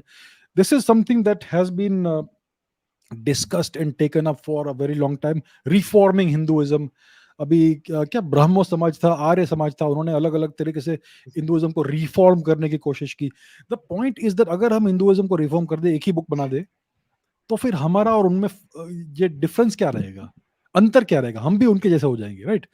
So the thing is that it is if you try to reform Hinduism and simplify it, then we lose the essence of Hinduism. Hinduism it is about 10,000 plus years old. इतना लंबा पुराना tradition है, तो उसमें sophistication और complexity तो आएगी ही। And it is a very liberal pluralistic tradition कि सबका पॉइंट ऑफ व्यू रिस्पेक्टेड है। उसमें चार्वाक भी आता है जो atheistic kind of view point है वर्ल्ड का। उसमें बौद्ध धर्म आता है, उसमें योगा आता है, संख्या आता है, बहुत अलग अलग से व्यू पॉइंट से सबको हम इंटीग्रेट करके लेते हैं। सो Hinduism is not a religion, it is a culture, it is a civilizational thing. The Abrahamic religions are monotheistic religions, which is totally different. But you are right कि because of our complexity and diversity, there is no unity. You are that point is correct. So मैं ये कहूँगा कि instead of trying to simplify Hinduism, we need to create a leadership structure that everybody recognizes and follows, and then that leadership, I mean, that has to be real leadership, not just ऐसा ही fake leadership, right? आजकल हर कोई गुरु बन जाता है, everybody becomes a guru आजकल। भाई हमने yoga class खोल दिया तो हम गुरु बन गए, आजकल ऐसा है। So we have to understand the real gurus are very different. They are really accomplished people. So instead, I would say that instead of trying to simplify Hinduism, we need to create a proper organizational structure and a real leadership. अगर हम ये करेंगे तो we will be able to unite. Until that happens, unity is not really possible, right? That's my perspective. Okay sir, thank you sir. And sir, मतलब मैं आपका बहुत बड़ा फैन हूँ, ठीक है? तो आपका सारे वीडियो में देखता हूँ और आप जो भी कर रहे हैं वो बहुत अच्छा है, और आई होप सब लोग ये सबको मतलब अप्रिशिएट करें। Thank you for considering me and giving me chance here. Thank you, sir. Thank you so much for your kind words. Thank you so much. I really appreciate it. Thank you, Ji. Thank you. Bye. All right. Who else do we have? Whom shall I bring in? Let me bring in Mr. Sovik Roy. Hello, sir. Hello, sir. Hello, sir. Am I audible? Yes, sir. You are audible. So I'm from West Bengal. My Right. question is on science or spirituality and Okay. कह सकते हैं और भी कह सकते हैं. So in a spiritual discourse, I listened about the fact that space has been generated from time, and time is from greater time, like that. So I want to know about your take from the viewpoint of modern science. Is this relevant in modern viewpoint of science as well? Like, yeah, it was a video of Sadhguruji. He said that because there is time, so there is space. So space is kind of evolved from time, and time is from, and there is a greater time concept. So I want to know your, if you can shed some light on that. Okay, I get it. Right. I get what you're asking. Interesting question. So I am not familiar with the theories of Sadhguruji. I am not familiar with that. So he's saying that space emerges from time. So it Yeah, is yeah. time that exists first, and out of time, space Yes. comes out. Yes. So that's an interesting. Yeah, I get it. Right. So it's an interesting theory, but we have no evidence of that, right? I mean, the thing is this. See, Sadhguruji is not a scientist. He is more into the realm of philosophy, right? Philosophy and Yes. spirituality. That is where he comes from. I believe Now, this is the context from Indian spirituality. This is I coming get from. it. I get it. Right. So we have a number of philosophical schools of thought. We have atomism that came from Maharishi Kanada, which can be viewed as the first quantum theory or the first atomic theory, in which there is a certain set of principles that governs the world, and there are a whole bunch of other spiritual and philosophical schools of thought. Now, it is well known that physics, especially science and physics, they emerged out of philosophy, but there is a set of rules that comes with science and physics, and those rules don't really apply when it comes to philosophy. For instance, when we talk about physics deals with observables. It deals with physical objects and physical phenomena, observable objects and observable phenomena.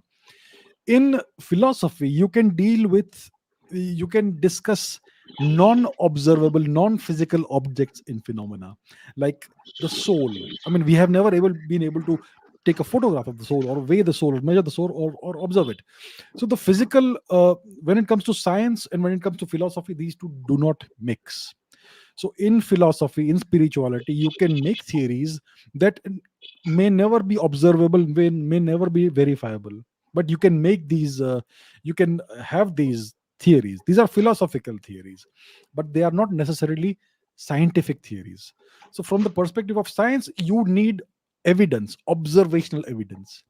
And from that perspective, as a scientist, I have to tell you that there is no actual observational evidence that space emerges from time. Now, in physics, there is the Big Bang theory, in which there was a singularity which gave rise to the entire universe. Space-time emerged out of it, but we don't know what caused the initial expansion of space-time. So we know what happened, but we don't know why it happened. So even science does not have lots of answers. We have to understand that.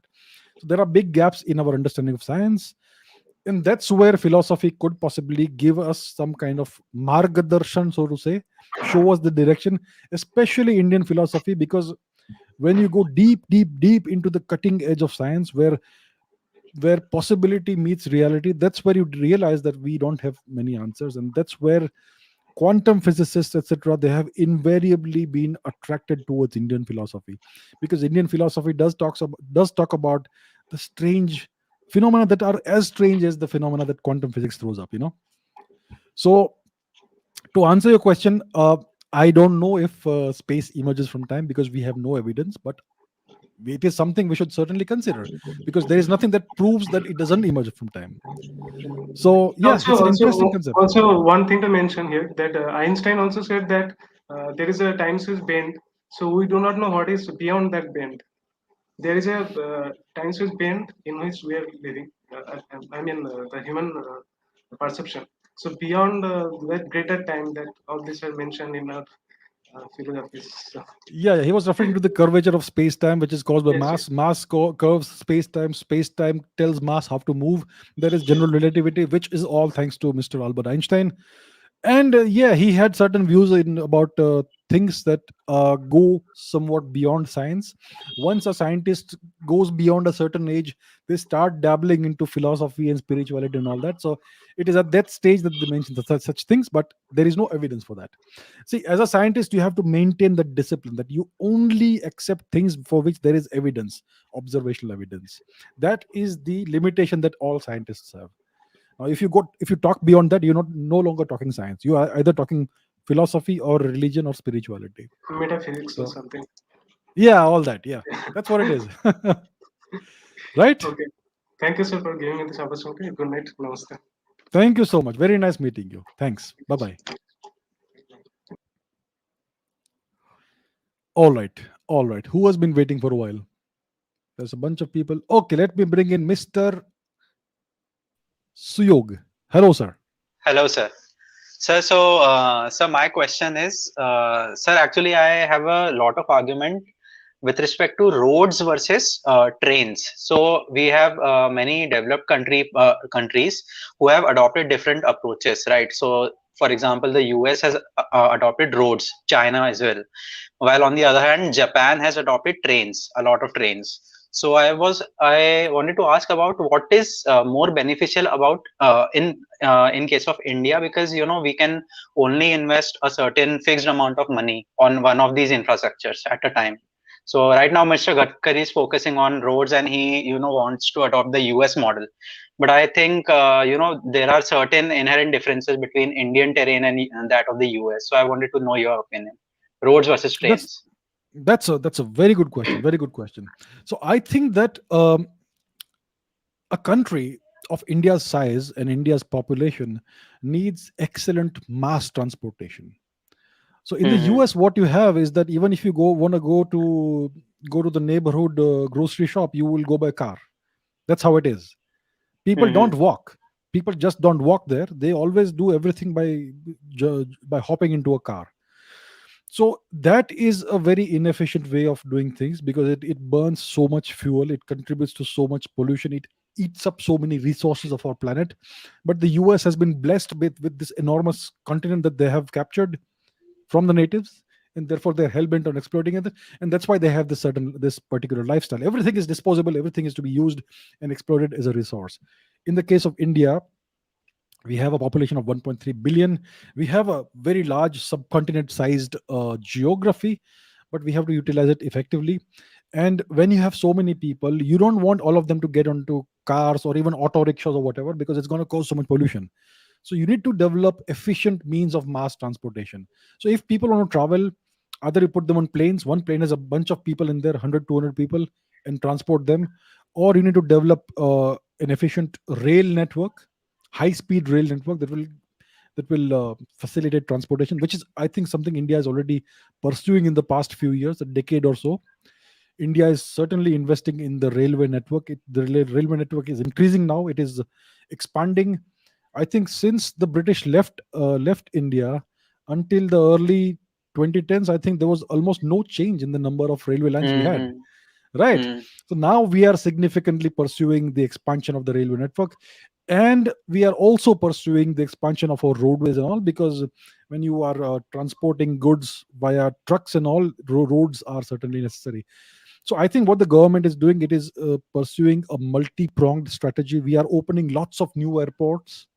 Lots of small towns are getting airports now, so people will be able to travel because of that. So that is an efficient means of travel. Lots of people on one aircraft, so that is good. Railways need to be expanded, especially the freight railroads and all that, and roads.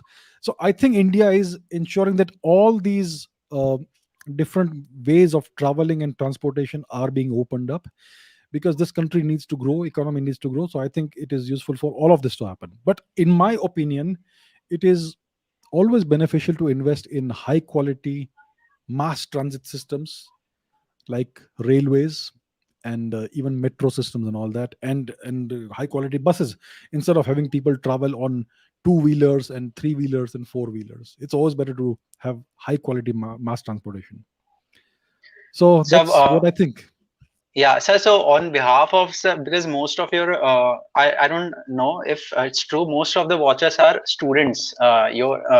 Your viewers. So, sir, on behalf of all of them, I needed to ask, sir, how do you retain so much information? Do you revise the things you read, or do you just have a blessed memory, sir? I wanted to know. I don't know what it is. I don't think I'm exceptional or different from others. I've always been curious.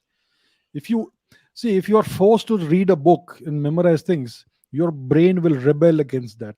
It will ensure that you don't remember anything. But if you are genuinely interested in something, if you're watching a movie, you remember everything, right? If you're watching an interesting movie or an interesting TV series, you're gonna remember all of it because you find it interesting. Similarly, if you are interested in history or science or philosophy or whatever, if it is a genuine interest and curiosity, I think you're going to retain that information. So that's how it's been for me. I've been reading since I was a small kid. Whatever I could read, I was always curious, and maybe that's why I'm able to remember things. Maybe that's the reason. I've not done a psychoanalysis or anything, but possibly that's. You don't revise anything you have read. You just No. keep on reading. No, Very interesting. I forget lots of things. I don't remember everything I read. I forget whatever I find uninteresting. I read a lot, and I think most likely half of it I must be forgetting. Whatever I don't find interesting, I don't remember it. I don't finish every book cover to cover. I only read whatever I find interesting. That is a strategy that works for me. So you should actively forget things which you don't find interesting. Maybe that's how it works. I don't know what it is. Thank you so much, sir. Thank you. Thank you so much for the question. Very nice. Nice meeting you. Bye. All right. Who all do we have? Let me bring in Mr. Atharva. Hello. Sir so मेरा ये question था आपसे जी, कि बोलिए। जैसे कि अपन जानते हैं सनातन धर्म जो सबसे ओल्डेस्ट रहा है, जी। तो ये स्टार्ट कैसे हुआ? और उसके बाद जो जैसे हम लॉर्ड्स को जानते हैं, शिव जी हैं, राम जी हैं, तो ये सब आपके मेरे जैसे ही कुछ लोग थे जो एक सांप पहन के चलते थे, साथ में त्रिशूल रखते थे। राजा राम एक राजा थे जो बहुत मतलब एक ट्रू सेंस में एक अच्छे राजा थे। मतलब ये क्या था? कैसे स्टार्ट कैसे हुआ ये सब? Okay, good question. सनातन धर्म कैसे शुरू हुआ? We don't know. कितना पुराना है? We don't know. हमारी संस्कृति बहुत ही पुरानी है। आर्कियोलॉजिकल एविडेंस के हिसाब से एटलीस्ट 10,000 वर्ष पुरानी। और जैसे कि अपन साइंस को देखते हैं, तो वो बोलता है कि वाटर के थ्रू जो स्मॉल ऑर्गेनिजम्स के थ्रू अपन बने। ओपेरिन और हेल्डन ने जो स्वान ने एक एक्सपेरिमेंट किया था, तो उसमें उन्होंने गैसेस और इससे जो प्रोटोबायोन्ट्स, इओबायोन्ट्स और ऐसे करके जो छोटी-छोटी ऑर्गेनिजम्स के थ्रू जैसे-जैसे बढ़े, तो वो कहते हैं। और अपना जो हिंदू धर्म है या सनातन धर्म है, ये कहता है कि पहले भगवान थे, फिर उसके बाद राजा वगैरह हुए, कृष्ण जी हुए। तो ये क्या है? मतलब जो वेस्ट फॉलो करता है वो क्या है और अपन जो चल रहा है वो क्या है? और जैसे कि हिंदू धर्म है, तो फिर हिंदू धर्म के बाद इंडिया कैसे आया? मतलब एक्जिस्टेंस क्या रहा ये? ओके। जैसे मैंने कहा, हम जानते नहीं हैं कि हमारा सनातन धर्म कितना पुराना है। We don't know how old it is, और इसका ओरिजिन क्या है ये भी हम जानते नहीं है। मोस्ट लाइकली इंडियन सबकॉन्टिनेंट में ये इसका जन्म हुआ था, पता नहीं कितने हजार वर्ष पहले, मिनिमम 10,000 ईयर्स, मोस्ट लाइकली उससे पहले भी होगा। और जैसे आपने कहा कि शिव जी थे और श्री राम थे, श्री कृष्ण थे, ये कौन थे? श्री राम तो डेफिनेटली एक मनुष्य थे, right? He was a king in northern India. Shri Krishna भी मनुष्य थे। He was a living breathing man who was one of the greatest personalities and one of the most impactful personalities in human history. तो इसके लिए हम इनको as भगवान के रूप में आज पूछते हैं कि ये विष्णु के अवतार थे, इसके लिए इतने महान कार्य कर सके ये, राइट? शिव जी के बारे में कहते हैं कि he is the only true supernatural god in the Hindu pantheon. He is the one who was never born and he is the one who was never die. He transcends the universe and so on. तो ये ऐसा मानते हैं about Shiv जी. बाकी सब तो humans थे at some point in time, incarnations of divinity etc. right? अभी जैसे आपने कहा कि क्या माइक्रो ऑर्गेनिजम्स एक्सेट्रा, अब ये तो साइंस है. You cannot mix science and spirituality, right? These are two separate things. And sir, I just want to ask आपसे कि जैसे हिंदुइज्म सबसे पुराना है, तो फिर क्या कोई लोग एकदम से एक दिन उठे और अब्राहमिक रिलीजन्स आ गए, ऐसा क्या हुआ? नहीं, ये तो आप this is a part of history. We know the Turkic invasions of India ये हुए, और because of that we have the Abrahamic religions in India. That's how ये अब्राहमिक. नहीं, इंडिया में नहीं, पर अरब में, वहाँ मतलब जो मिडिल ईस्ट है वहाँ कैसे स्टार्ट हो गया? क्या वहाँ भी हिंदुइज्म ही था? नहीं, there is no evidence that there was Hinduism over there. लोग बोलते हैं कि सनातन धर्म हर जगह था. भाई ठीक है, आप बोलते हैं, आप ऐसे मानते हैं, I respect that sir madam, but इसका प्रूफ तो नहीं है ना. अगर प्रूफ है तो it has to be incontrovertible proof. अगर आप कोई क्लेम करते हैं तो उसका एक कोई तो बेसिस होना चाहिए, राइट? अगर आप कोर्ट में जाएंगे, आप कुछ दलील करेंगे, तो जज आपको बोलेंगे आपका सबूत क्या है. अगर आप वो प्रूफ नहीं प्रोड्यूस कर पाएंगे तो फिर आपका आर्ग्यूमेंट डिसमिस हो जाएगा. Similarly when you make a claim कि पूरी दुनिया में, पूरे विश्व में सनातन धर्म था, तो उसका एविडेंस प्रोड्यूस करना चाहिए. मैं नहीं कह रहा हूं कि it is not true, it is certainly possible. Possibility तो है, लेकिन आज तक हमें हार्ड एविडेंस नहीं मिला है. कुछ कुछ चीजें हैं जो ऐसा लगता है कि it is possible, it may be possible, लेकिन it is not incontrovertible evidence. So from a scientific perspective, you have to follow incontrovertible evidence only. So I have personally not seen something that convinces me 100% कि Middle East में सनातन धर्म था. It has not been able to convince me 100%. I would be very happy if it was there, but I have not found such evidence. तो वहाँ से Abrahamic religions emerge हुए. इसका history तो काफी clear है. You can read it up online or anywhere. So that's how it happened, right? Sir मैं आपको एक सजेशन देना चाहूँगा आपकी वीडियो के लिए. जी बोलिए. बोलिए. सर सिंस कि मैं मतलब मेरी पूरी फैमिली ही म्यूजिक से रही है. क्लासिकल म्यूजिक हमारी फैमिली ने किया और मैं थर्ड जनरेशन हूँ, और आपके आज के शो में बात भी हुई है उसके बारे में. तो सर जैसे कि मैं एक इंस्ट्रूमेंट बजाता हूँ, संतूर. जी, संतूर जो कि पंडित शिव कुमार शर्मा जी बजाते हैं. Yes. तो जैसे कि भजन सपोरी जी, आपने सुना है पंडित भजन सपोरी जी? भजन सपोरी जी, जी जी. Yes yes. तो मैं पंडित शिव कुमार शर्मा जी का बजाता हूँ स्टाइल में. तो सर जैसे कि जो वो इंस्ट्रूमेंट है वो हमारे वैदिक शास्त्रों में भी है, जिसे शततंत्री वीणा कहा जाता है. तो ऐसे बहुत से सर इंस्ट्रूमेंट्स हुए हैं जो इंडियन ओरिजिन के हैं, लेकिन वो अरब, टर्किश, वहां जाके उनके नाम होके आज अपन ये चीज फॉलो कर रहे हैं. तो सर मैं यही चाहूंगा आपसे कि आप अगली बार कुछ ऐसी चीज आपकी वीडियो बनाएं क्लासिकल म्यूजिक पे, जो बता सके आप हम जैसे व्यूअर्स को कि क्या रहा म्यूजिक का. Very interesting suggestion. Very good suggestion. I will certainly take it up. Okay. Thank you so much. Very nice meeting you. Thank you. Bye bye. All right, that was nice. That was fun. Let me take on somebody else. Who do we have here? We have Gauri ji. Hello. Sir. Namaste. Sir, thank you for picking me. I had a question regarding the democratic system that we follow in India versus, I mean, in everywhere wherever there is democracy. Is it biased towards monotheistic religions? Because in the West, the state religion, I mean, they don't proclaim it, but it's Christian. Whereas in India, because we have this Hindu, Christian, I mean, Abrahamic religion mix, so it favors more, I mean, we see the voting pattern that monotheistic religions vote and how they vote versus how Hindus vote. So that's what my question is, that is there an inherent bias towards making everything monotheistic in this system? Right. So I think democracy itself, by definition, can be implemented in whatever way you want. You can have a constitution that is completely dharmic and laws that are based in dharma, and then you can have democracy based on that.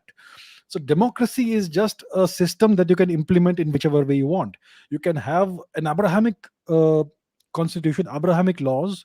You can declare your favorite Abrahamic religion as the state religion, and you can have a democracy based on that also. So the democracy, the so-called democracy that we have in India, it is deeply flawed because the constitution of India is a foreign constitution. There is nothing Indian in it.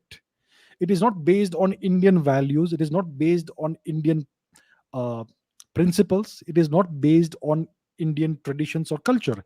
It is based on Western ideas, Western concepts. It's completely Western.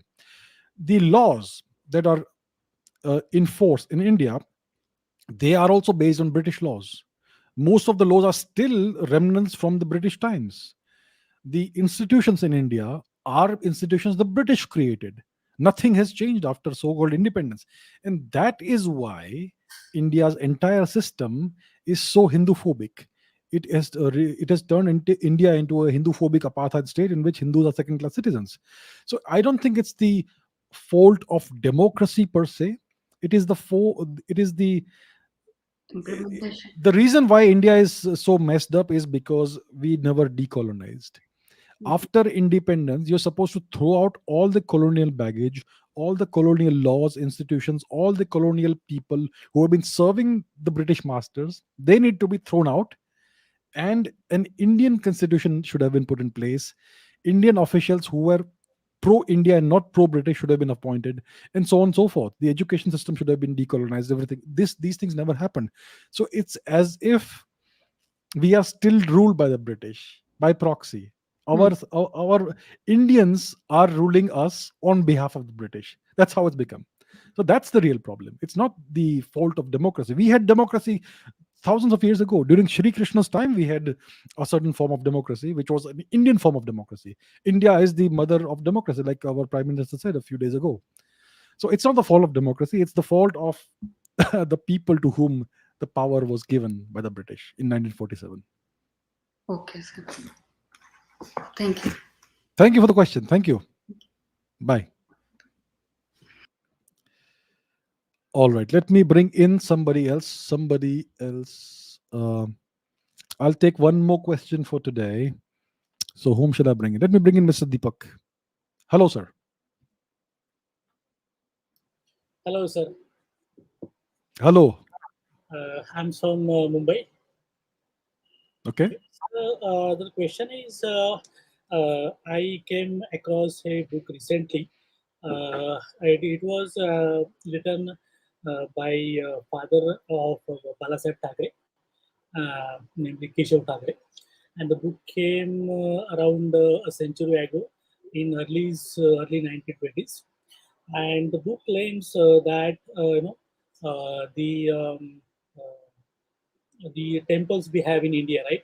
Like you said, we have the culture we had in India, and 1,000 years ago, we didn't have schools, but students used to learn in temples, right? That is how we used to learn in India. But what he is claiming that temples, and nowadays what we see is Brahmins worshipping and in temples, right? And they are the de facto. You will always find a Brahmin who is in charge of a temple, right? So what he is claiming that that it wasn't used to like that.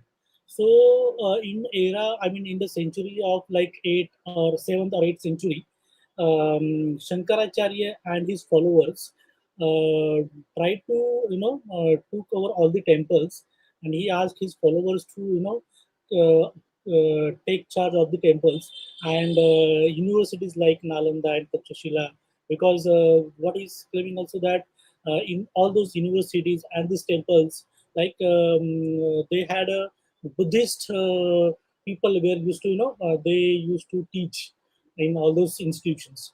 Now Brahmins were not there, and he says that Shankaracharya killed those Buddhists and that is how the Brahmins took over the temples. So what is your take on that? So I am not familiar with this book. I haven't read it.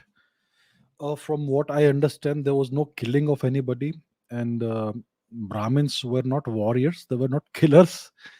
So this seems to be inconsistent with the fact that we have today. I mean, if the book was written 100 years ago, clearly there was some different worldview at the time that was prevalent.